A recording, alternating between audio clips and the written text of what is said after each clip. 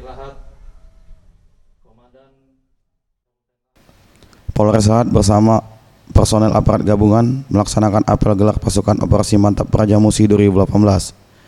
Apel ini dilakukan di lapangan Dodik Jursecata, Rindam 2 Sriwijaya.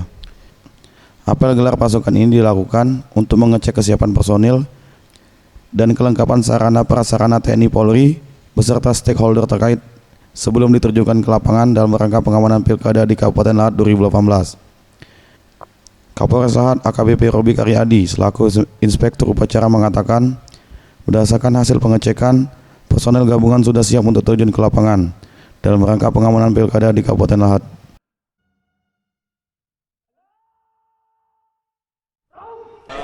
rekan-rekan bisa lihat sendiri bahwa kita secara personel dari sarana prasarana koordinasi dengan instansi terkait sudah siap semuanya. Kita bersiap mengamankan pilkada ini. Zulfikri, Sriwijaya TV.